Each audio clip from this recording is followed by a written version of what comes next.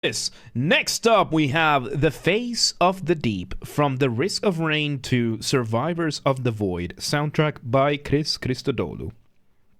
Once again, everybody, this is a Basterd's LFA, a layman-friendly analysis. I'm a professionally trained musician and composer, and my objective here is to explain things in a way so that you don't have to be one to understand what is happening here musically. So, if you like the sound of that, make sure you're following the channel, subscribe to the channel, whatever term you want to use. Like the video, share the video, leave a comment, turn on notifications, become a member, all that good stuff.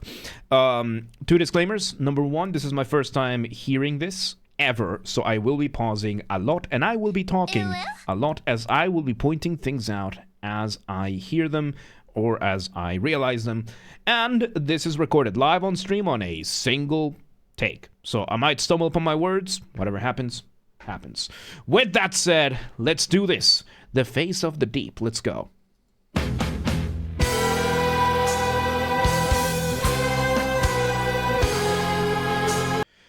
All right. So we start with a really cool bass and drums giving us that initial rhythm, and a look at our initial motif by the synth and what I think is the guitar. The motif, of course, being the smallest version of your musical idea, the seed, the essence from which everything else comes from. And in this case, man, it's really, really good. And we're getting a little bit of rhythmic displacement, as you can hear it, right? Like sometimes it's not entirely the same rhythm. Absolutely. So yeah, Risk of Rain is honestly the definition of cool soundtrack that comes with a cool game. Yes, it is. Yes, it is. And what we have here: hath the rain a father, or who hath begotten the drops of dew, out of whose womb came the eyes, and the hoary frost of heaven, who hath gendered it? The waters are hid as with a stone, and the face of the deep is frozen. Job 38, Job 38, 28 through 30. Nice. All right, let's see. We have an awesome little effect there. Bring back that.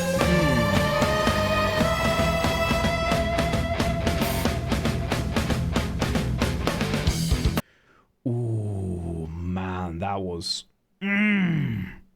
So we bring in that motif, and now we enter with just a really cool riff. So what is the difference? Oh, I forgot to delete this one. What is the difference between a motif versus a riff? So a motif is usually a melodic thing, the smallest version of your musical idea, the essence from which everything else comes from. A riff, as opposed to that, is more of a contemporary thing. Contemporary means nowadays, by the way, which it's the correct term to use. Contemporary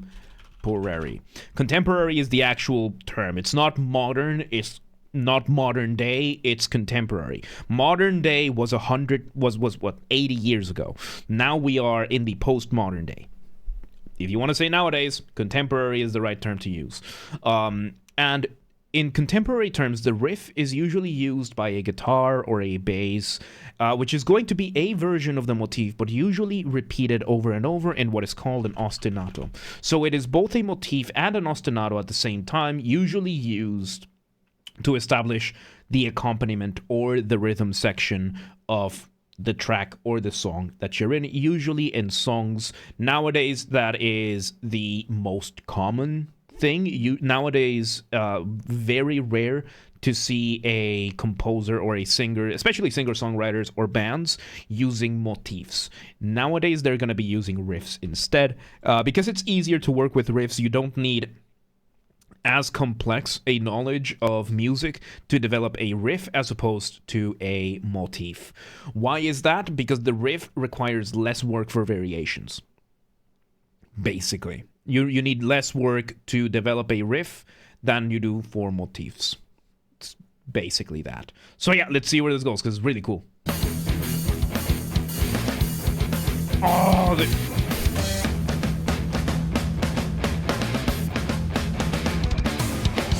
oh man, this is so cool. This is so cool. So yeah, we're having this really cool syncopated rhythm. You can hear how like odd the rhythm is and everything.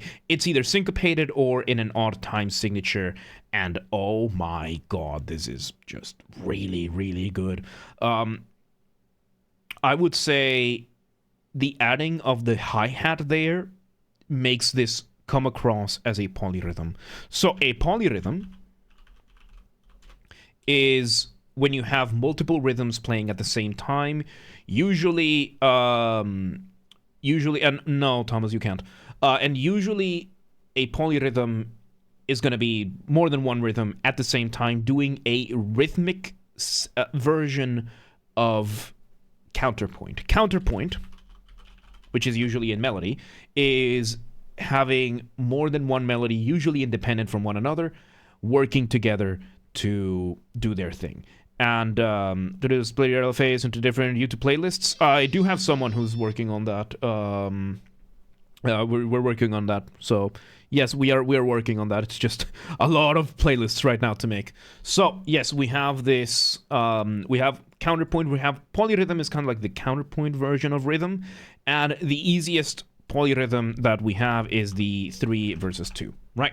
So in one hand you have a rhythm of 2 notes, 1 2 1 2, and the other one you have 3, 1 2 3 1 2 3, and if you're playing at the same time, you get this really cool 3 versus 2 polyrhythm. And right now what we're doing basically is a lot more complex than that, but in essence we are having the guitar playing that really cool rhythm along with the kick drum and the bass, and then we add the hi-hat giving us that really, really cool polyrhythm on top of that. And Ultimate, thank you for the follow. Welcome to the mosh pit. Let's see where this goes.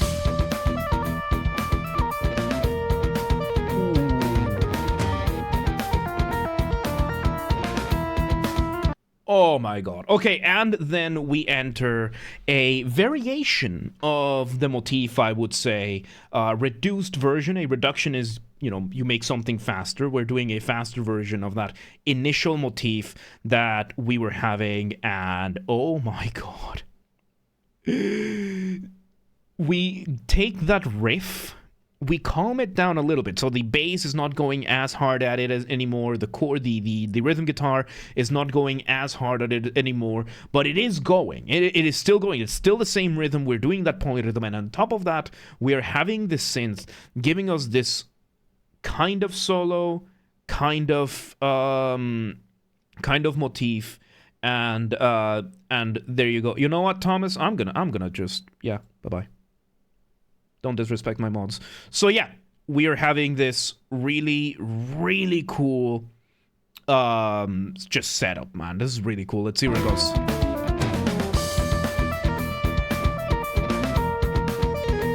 No, Thomas, that wasn't YouTube. That was me. That was me.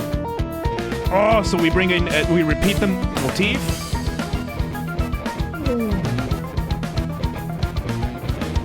Oh, hell yeah. Oh, hell yeah. No, it's not a power trip to ban somebody who's disrespecting you. Don't disrespect the mods so blatantly. It's one thing to banter, it's another one to just blatantly disrespect the mods. So there's a line. There's a line.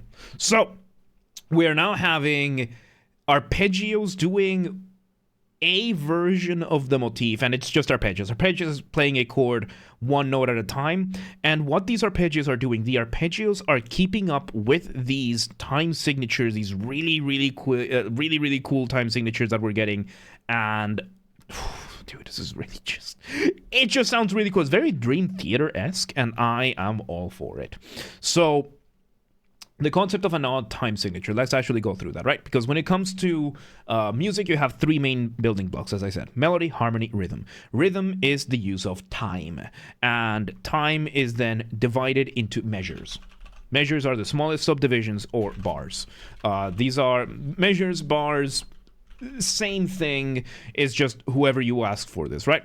And then these are determined by a time signature. Time signature is how many beats there are going to be and the type of beats. This is determined by 2 numbers: upper number, lower number.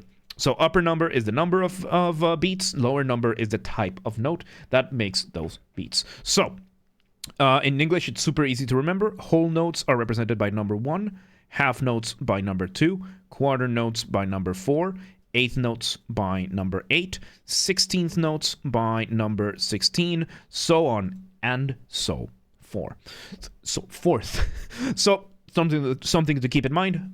One whole note contains 2 half notes, 1 half note, 2 quarter notes, 1 quarter note, 2 eighth notes, so on and so forth. So a 4/4 bar is going to be 4 quarter notes in a bar, and this is what we would know as a 4/4 bar. It's one of the most straightforward time signatures that we have. You count 1 through 4 based on the existing quarter notes within the beat. 1, 2, 3, 4, 1, 2, 3, 4. And you end up in the terrain of odd time signatures when you deviate from the more standard time signatures that we have in the West. The more standard time signatures we have in the West are 4/4, 3/4, 2/4, 6/8, 12/8.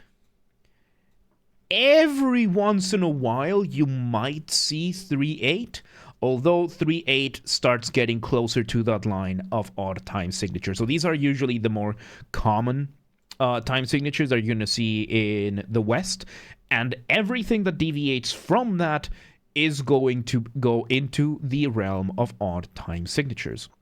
So, for example, a 5/4 bar, you're going to count 5 quarter notes. 1, 2, 3, 4, 5. 1, 2, 3, 4, 5. That kind of thing. Then you can have, and once you start going into eighth notes, you start subdividing them so that it's easier to count. So the most famous odd time signature that we have is 7/8. 7/8, which is 7 eighth notes. However, eighth notes are usually faster than that, so counting 1, 2, 3, 4, 5, 6, 7, 1, 2, 3, 4, 5, 6, 7, it's a lot more difficult, so you engage in subdivisions. Subdivisions, you end up just grouping the notes. So in the case of 7/8, the most common one is 2 groups of 2 and 1 group of 3. So 2, 2, and 3. And instead of counting 1 through 7, you count 1, 2, 1, 2, 1, 2, 3. And you got it. And that way you can do 7/8 a lot faster. 1, 2, 1, 2, 1, 2, 3, 1, 2, 1, 2, 1, 2, 3, 1, 2, 1, 2, 1, 2, 3, 1, 2, 1, 2, 1, 2, 3, 1. So odd time signatures is that, and it gives you that sense of an interrupted rhythm, and it's just getting in its own way. It gives you a very, very strange sense of pace and momentum that regular time signatures don't really have. And right now, what we are using to highlight that is these arpeggios coming down. Yeah, some of these explanations go places, but I weave myself back in, okay? So, yeah, now we're having these downward going arpeggios kind of showing us the start of the phrase throughout these odd time signatures. So, let's see where this goes.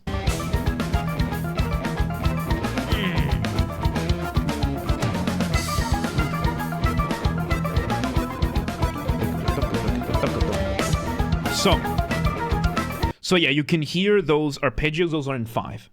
Those are in 5. 1, 2, 1, 2, 3, 1, 2, 1, 2, 3, 1, 2, 1, 2, 3, 1, 2, 1, 2, 3. And now we are slowly we're slowly morphing the rhythm section to the rhythm over here. And man, this is something really cool about progressive music, prog rock, prog metal, this kind of stuff, that you can just focus on rhythm like this. And the sound of odd time signatures can be enough to just drive the piece forward. Because then you end up with rhythmic motifs. And it's just this, right? So let's see where it goes. 1, 2, 1, 2, 1, 2, 1, 2, 3, 1, 2, 1, 2, 3, 1, 2, 1, 2, 3. We switch over to... Oh, so yeah, you can hear how the drums have changed. Now we are now a little bit more on this whole 5/8 thing. The guitar is still keeping track, and now we're doing this back and forth between 2 separate synths, and we're doing a quasi call and response. With this call and response, is one music does one thing, the other one, and once it's number 1 is done, number 1 2 starts. Once number 2 ends, number 1 starts. It's a musical conversation, right? And now we are taking the same arpeggios, but we are just taking who does them and we are swapping them back and forth. And that alone is driving the piece. So simple, yet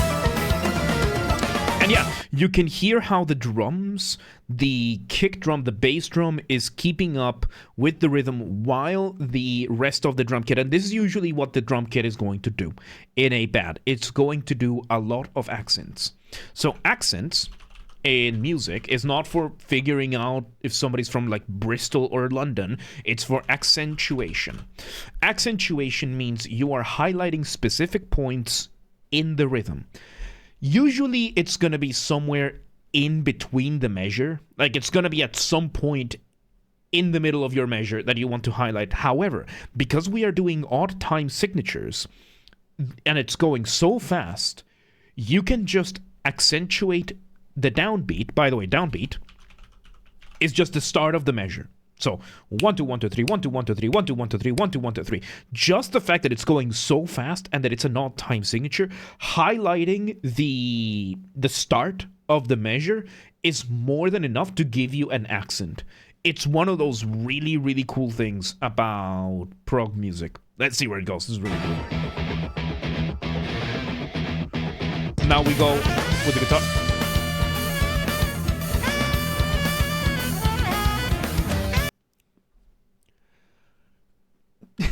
Okay, so first we had a moment of going off the ramp with the guitars. Going off the ramp, colloquial term that I use. Colloquial just means there's no official academic term for it, or at least I'm not using it for the sake of simplicity. Going off the ramp is a transition, what I like to call transitions that make you feel suspended up in the air at the mercy of inertia, waiting to see where you land, right? And it's the way you do it is you remove the drums. Oh, the bass too. This case was just the guitar continuing the rhythm, and we bring a saxophone, and we start a saxophone solo. It makes sense because saxophone is usually, you know, something used in jazz, but jazz tends to have a lot of these like odd time signature things as well. And this is another advantage that genres like progressive, prog metal, prog rock have, that you can really experiment with this kind of stuff. And yeah, like a band that does this brilliantly, in my opinion, it's one of my favorite bands. They're called Between the Buried and Me. They have my favorite song ever. Like, my favorite song of all time is Swim to the Moon by Between the Buried and Me. I know, long name, long song. The song itself is nearly 20 minutes long. And Between the Buried and Me, they are a type of progressive band that is also experimental. So they will put xylophones in, they will put whistles, they will have a samba section if they want, and they're just gonna go with whatever they want. And right now, Chris Christodoulou is tapping into that and taking full advantage of the fact that, yeah, fusion, prog music, you can just put a saxophone if you want, and you're gonna get away with it because it's prog music. And it's that simple. So yeah, there you go. Let's see where this goes. Welcome back. How you doing?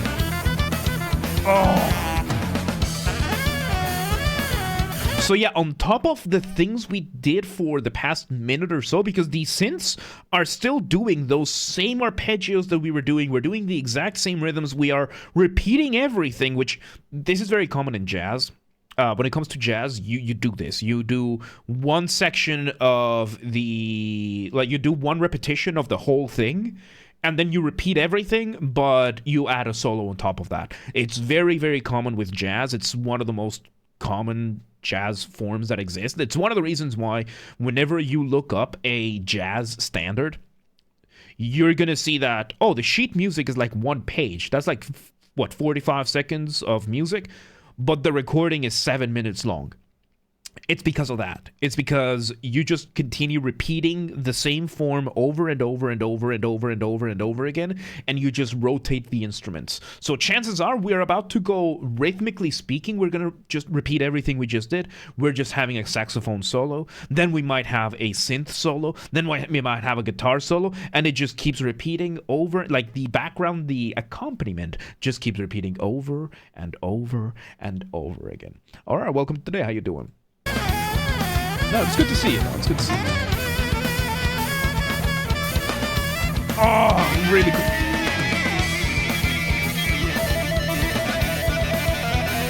Oh, dude. Oh, that's so cool. So it's either a guitar with a talk box or a synth. That we had the saxophone hitting that high note, and now we switch it over between the guitar and between the saxophone and whichever this instrument is. I think it's a guitar with a talk box, but it could also be. I think it might be a synth though. It could be a synth with a talk box. But yeah, no, we're just, as I said, we're just going to be rotating the instruments around. Chances are we're going to do this. Then we might go into a new section with a completely new rhythm, and then we're going to repeat that. So let's see where it goes. Oh, those arpeggios, dude. Oh, really cool solo. And again, when it comes to music, you want a very careful balance between what is familiar and what is new. Too much familiarity, too much repetition, you risk boring the listener, they tune out. Too much new stuff too quickly, you risk overwhelming the listener, they tune out. The only exception to these, universally, are solos.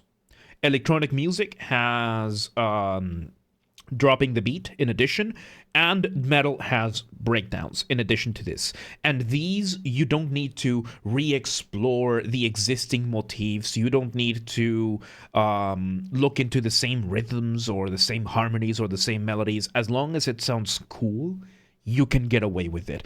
And in this case, we are just repeating full on what the we're just repeating the whole accompaniment section that we did over the first 2 minutes. And yeah, now we have this. So let's see where this goes. Really cool. Back to the saxophone. Back and forth between the saxophone and the synth.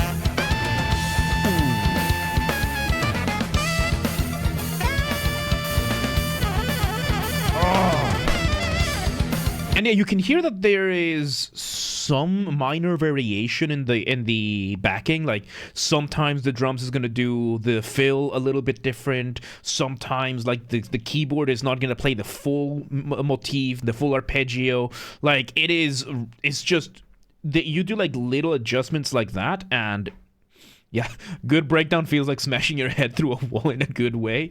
That's one way to put it. Yes. So let's see where this goes, man. Yes.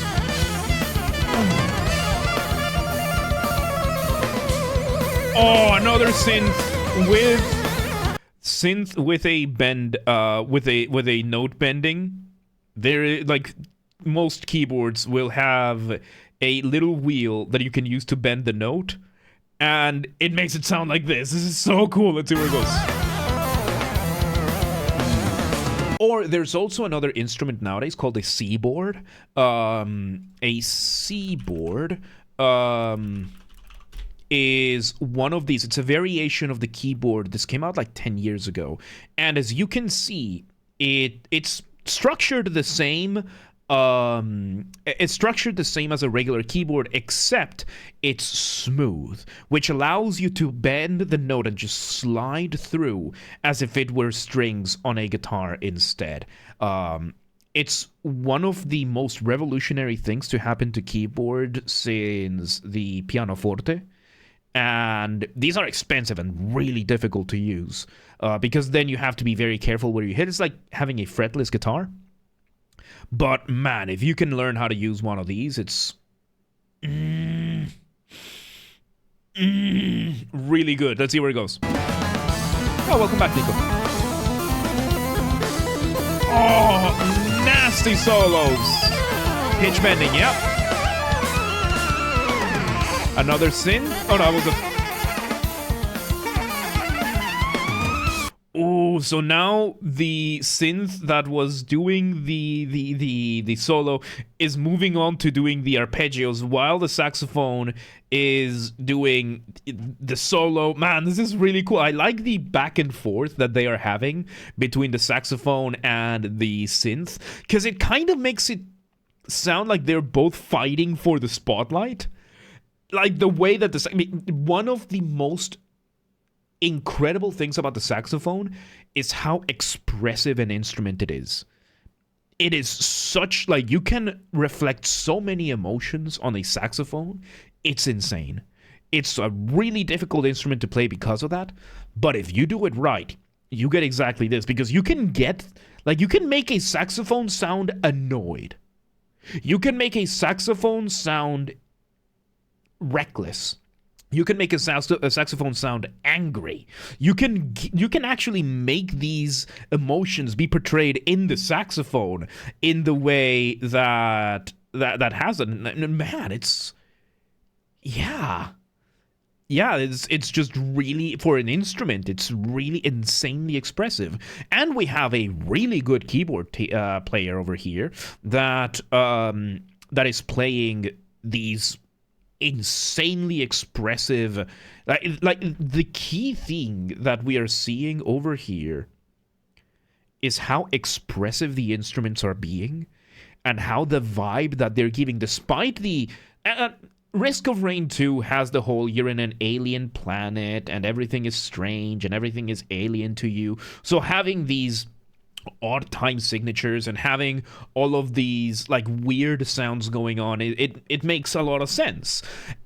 And having on top of that, you know, the saxophone, a very human instrument, and then this synth that is a very sounds very alien as well. It kind of gives you that duality as well of the player versus the environment. It's just really cool, man. Let's see where it goes. You're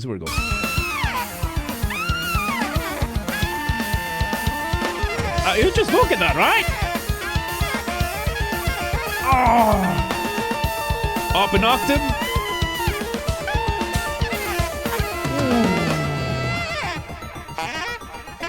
We change the synth to a retro one. Off the ramp we go. Oh. Man, these... Oh, my God. Oh, these saxophone runs are insane, dude. Dude, this is insanely good. Like, this is an insanely good saxophone player. The saxophone is screaming for help. Yeah, the saxophone is scared. And that's the thing. The saxophone is such an expressive instrument that you can hear that and see, like, is the saxophone scared? And the answer is, it sure seems like it. Because that's just how expressive an instrument it is. Like, that is one of the things. I play guitar. That's my main instrument. I can't portray that with a guitar that easily. Like, I need pedals and like wah and whammy and a bunch of tools on top of that to be able to express what a saxophone just has built in. And it's so good. Like, saxophone is insanely hard to learn. It's really difficult to write for because of the idea of transposition. And I'm just admiring this, dude. Oh my God, let's see. And we have this, like ooh.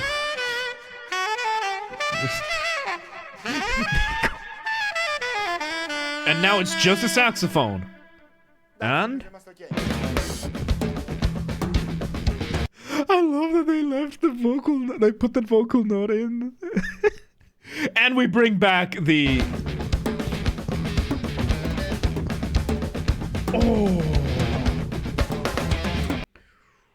Oh, dude. Okay, they are doing... I love it when drummers do this. We are introducing a fill-like... a fill-esque drum beat. Because it's not entirely a drum beat, but it is, right? Like, it's still driving the beat, but there's no kick, there's no cymbals. It's just the snare and the other toms in the drum kit. It's kind of like a drum solo, it kind of isn't, and I'm bringing it up again, and it just shows how insanely important drums are for your music. Once again, if you want the best example of that, intro of The Mirror by Dream Theater.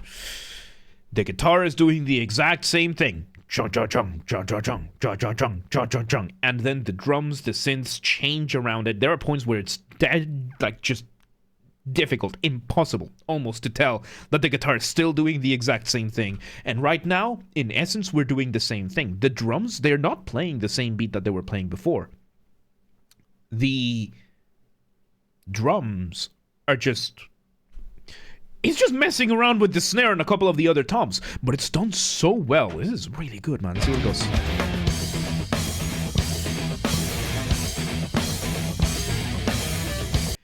This is taken out, like, there was a great composer once who said, good composers borrow. Great composers steal. And his name was Igor Stravinsky. What we heard just now, that rhythm, is from The Dance of Eternity by Dream Theater. For those of you in chat, remind me to play this part again, like from 4 minutes 9 after the video. You're gonna hear how it's basically the same thing, but because Risk of Rain is doing it so well, yeah, I'm gonna show you. But yeah, let's get it.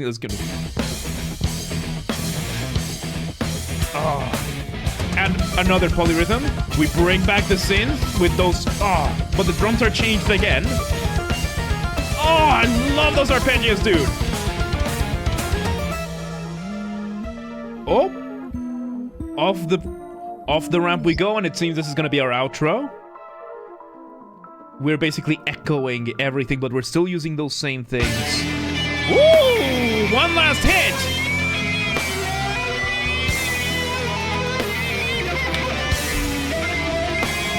The guitar never had a chance to have a solo, so the guitar is throwing a last-minute tantrum.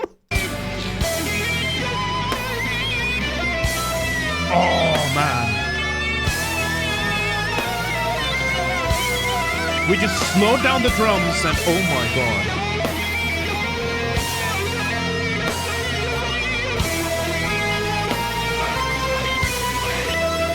And the drums now are in 4/4. You can feel it like 1, 2, 3, 4. 1, 2, 3, 4. For the first time in the entire track, and it just makes this whole thing feel so different. Like it just throws you off completely because the entire time we were doing 1, 2, 1, 2, 3, 1, 2, 1, 2, 3, 1, 2, 1, 2, 3, 1, 2, 1, 2, 3, and now we are extrapolating that because it's still the same rhythm, but instead of doing 1, 2, 1, 2, 3, 1, 2, 1, 2, 3, 1, 2, 1, 2, we're just doing 1, 2, 1, 2.